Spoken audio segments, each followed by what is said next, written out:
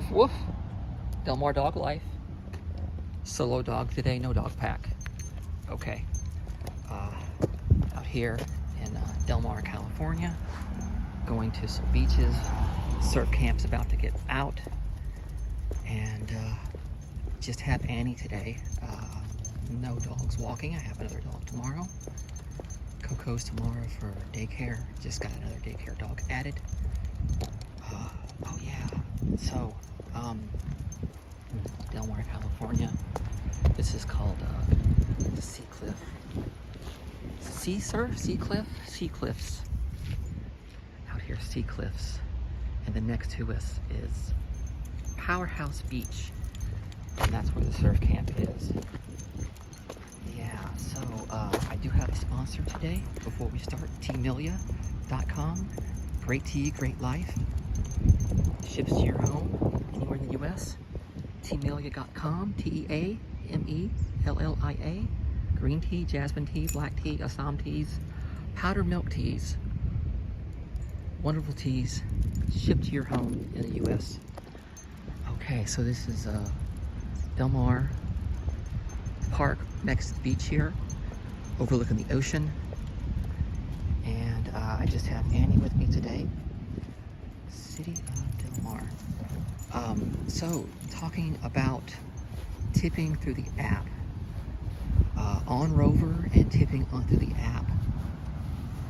On WAG, because on the customer side. And if I like it, if I don't like it, and is it in my area? So it's for Rover, it's not in my area. There's no tipping through the app on Rover in my area.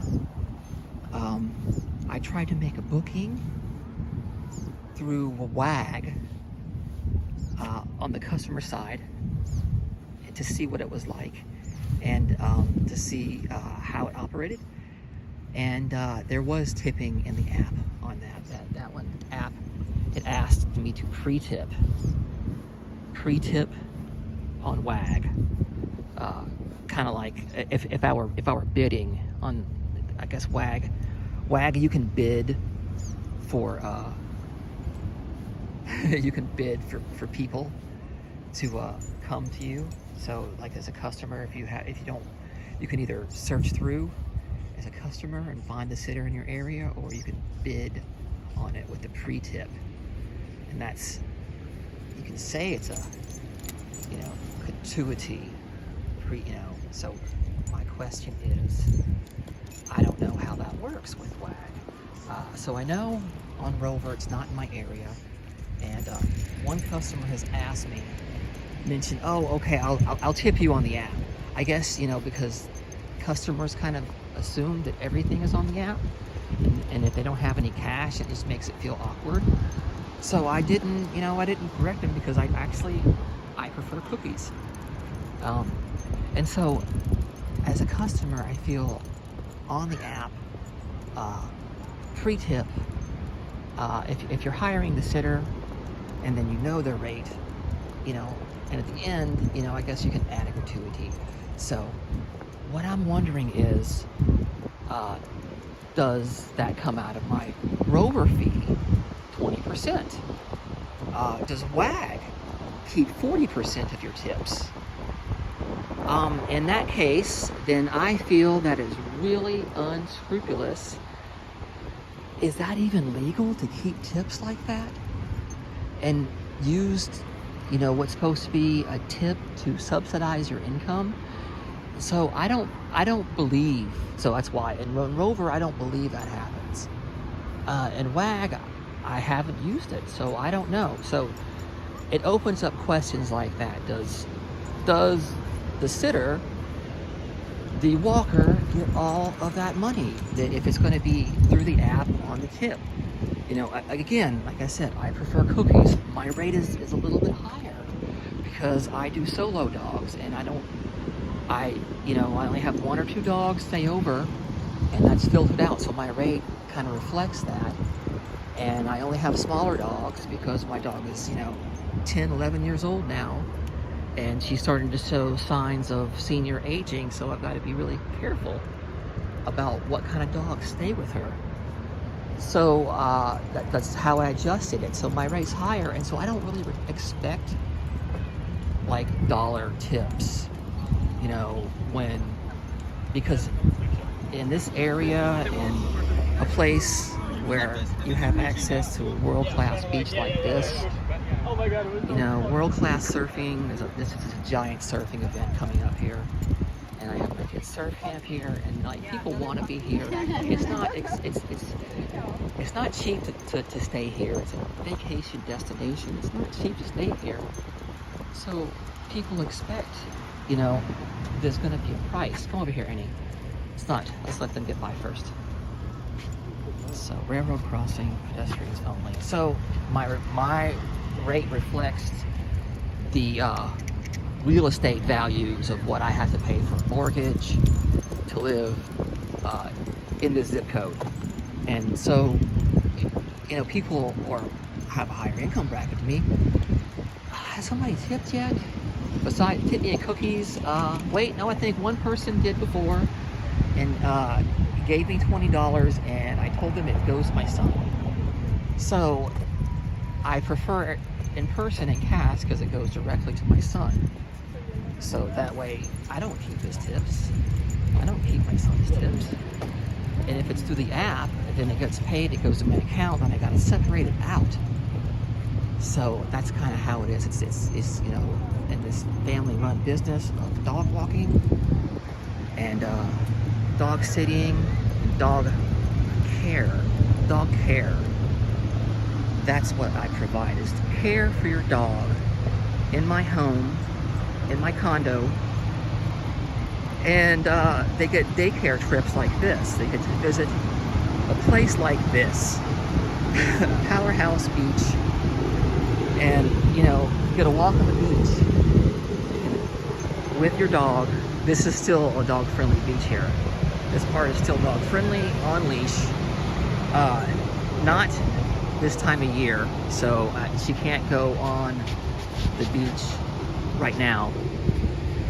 There's a dog-only beach that happens off-leash area north of here, which is what we're facing. I'm facing north, and there's all these tents and families out. This is a local spot, but again, you know, in order for me to stay here, I have to charge a fee that reflects the area to live here. And, you know, so I don't really expect tips because of my fee. Now, if you're in a different, more competitive area, when I was in the Bay Area, I had a larger home. I could watch 5 or 6 dogs a night if I wanted to. And I let everyone know I had multiple dogs. Everyone was looking for multiple dogs. It was okay because I had a lot of reviews. And so I was able to, you know, I had a kind of a ceiling because I didn't have as many reviews as the #1 person in my area. And she had 250 reviews. She had 200 reviews at least when I started. And now I'm sure she's doubled that. You know, she's super organized in her area, and high demand. And she capped her fees at $35, and I wish she'd have made them a little bit higher because it didn't let me go higher. So I would get more. I had a lower fee, but I had more dogs, and that kind of made it appealing. Surf camp's not out yet, it looks like. I don't see anybody in the area. So that made it more appealing to do, you know, for what I was doing. You know, I might have been dog walking instead if I had a smaller place. I was near an open space also, and that was like a really good selling point for my home, because if I'm right adjacent to a large park, Hidden Lakes Park, just acres and acres of hills and open space, then it's, you know, like I just walk them from the front of my home around the corner to the cul-de-sac and show them the entrance to the park, and then back to my home again. And, you know, it's 3 bedrooms, 2-story home. I had a front backyard, plenty of room for their dogs.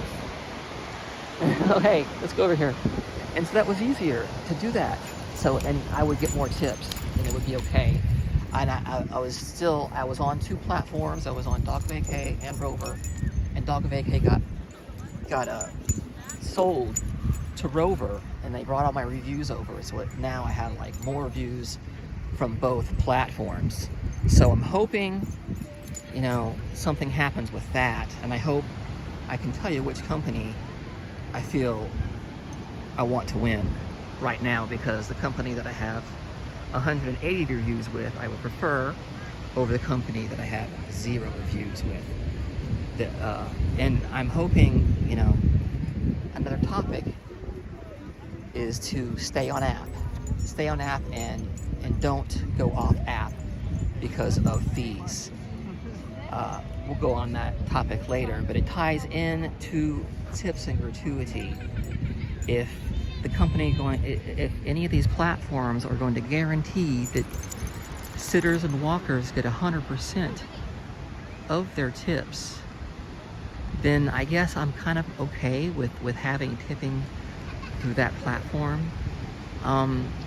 You know, I'm not going to bid for